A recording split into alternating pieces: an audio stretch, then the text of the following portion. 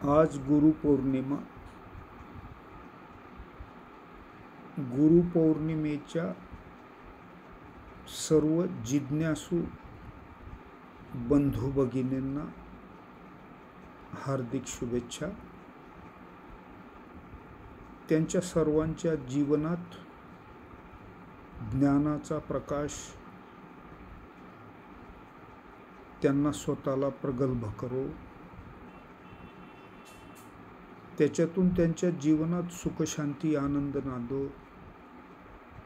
ज्ञान हेच सर्वोच्च आहे. म्हणून भारतीय संस्कृतीत अनेक ठिकाणी असं सांगितले आहे की प्रज्ञानम ब्रह्म असा शब्द वापरला जातो. तुमच्याकडे ज्ञान आहे तर ब्रह्मही कळेल. दुसरं असं की गुरु पौर्णिमा. पौर्णिमा हा शब्द गुरुबरोबर जोडलेला आहे. त्याला कारण असं आहे की आजच्या दिवसाचा चंद्र हा परिपूर्ण चंद्र आहे. हा परिपूर्ण चंद्र परिपूर्ण प्रकाशमान आहे. म्हणून मग परिपूर्ण प्रकाशमान असलेल्या चंद्रासारखा ज्ञानाने परिपूर्ण असलेला गुरु असतो हे गृहीतक आहे. संपूर्णपणे व्यासंग आहे. ज्ञानाची प्रचंड तळमळ आहे. समाजभान आहे, चारित्र्य आहे, नीती आहे, सेवा आहे, त्याग आहे.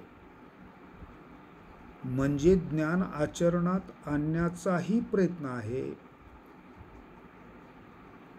त्याला गुरु म्हणता येईल. गुरु तर असतो, परंतु शिष्य असावा लागतो. शिष्य कोण? अमावस्येला पूर्णपणे अंधार असतो.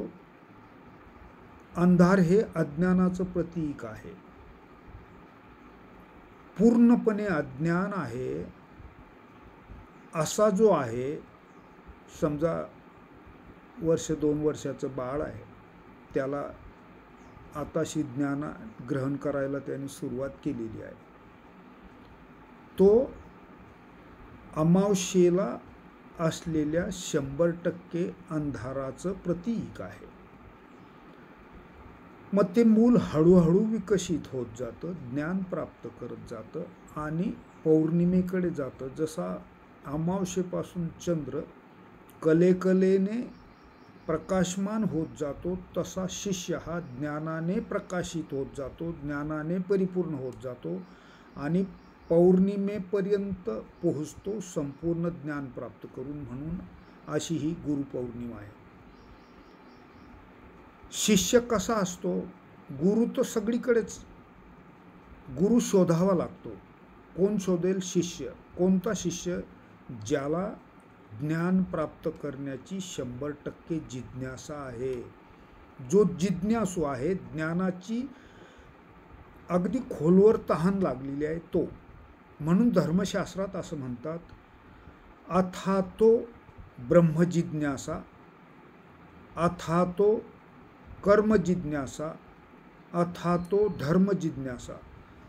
धर्म माहीत करून घेण्याची ज्याला जिज्ञासा आहे त्याला ज्ञान द्यावं, किंवा अशा तऱ्हेची खोलवर जिज्ञासा असलेल्याला शिष्य म्हणावं. तसंच ब्रह्म जाणून घेण्याची ज्याचा खोलवर जिज्ञासा आहे तो शिष्य असतो. कर्म प्रामाणिकपणे निष्कामपणे करण्याची ज्याच्यात जिज्ञासा आहे, ज्ञान ग्रहण करायचं आणि समोरच्या समाजाचं, व्यक्तीचा आदर करत भक्तीने कर्म करत राहायचं, म्हणजे ज्ञानयुक्त भक्तिप्रधान कर्म करण्याची ज्याची प्रामाणिक इच्छा आहे तो कर्मजिज्ञासू. म्हणून अथातो कर्मजिज्ञासा असा शब्द वापरला जातो. म्हणून मग ज्या शिष्यात ज्ञान ग्रहण करण्याची प्रचंड आणि खोलवर तळमळ आहे, प्रामाणिक तळमळ आहे, तो गुरुला शोधतोच. परंतु असं प्रत्यक्षात आत्ताच्या वेळेत चित्र दुर्मिळ दिसतं. आम्ही ज्या गुरूंकडे ज्ञान घेतलं ते 100% गुरु होते, कारण त्यांच्याकडे ज्ञानाचा प्रचंड साठा होता. इतकं ज्ञान की देण्यासाठीची खोलवर तडमड त्यांच्या चेहऱ्यावरून, हालचालीवरून, हावभावावरून कळायची, कारण समोर शिष्य प्रामाणिक असायचे. आता गुरु शिष्य नाही म्हणतो, शिष्य म्हणतो गुरुच नाही, अशा दुर्दैवी परिस्थितीत आपण अडकून बसलो आहोत. आणि म्हणून मग या समाजाची अगदी अशी परिस्थिती होत चाललेली आहे. कोणीतरी कोणासाठी तरी लिहिलेला मेसेज जोपर्यंत पोचत नाही तोपर्यंत आपण वाट बघतो, आणि तसा मेसेज आला की ज्याला बायचान्स आपण गुरु मागतो त्याला आपण फॉरवर्ड करत सुटतो. इतकं मेकॅनिकल असू नका. कमीत कमी एक 5-7-10 चांगले मित्र जोडा. ज्ञानाने खरंच संपन्न असलेल्या माणसांची मैत्री करा. आपल्या जीवनात सुख, शांती, आनंद प्राप्त होईल. पैसा कमावण्याच्या गडबडीत, सत्ता हिसकावून घेण्याच्या त्या स्पर्धेत आणि प्रतिष्ठेची हाव असलेल्या त्या खोलवरच्या नशेत आपलं जगणं राहून जातं. हे आपल्याला फार उशिरा कळतं. त्यामुळे सावधान. सेवा, त्याग, चारित्र्य, नीती, निष्काम कर्म, ज्ञान, भक्ती हे शब्द फार महत्त्वाचे आहेत. त्याची ओळख करून घ्या.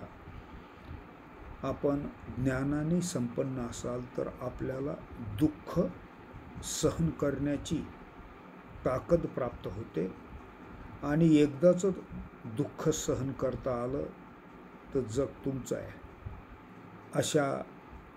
असे आंतरिक सामर्थ्य आपणास प्राप्त हो, या हार्दिक शुभेच्छा व्यक्त करतो आणि थांबतो. आभारी आहे.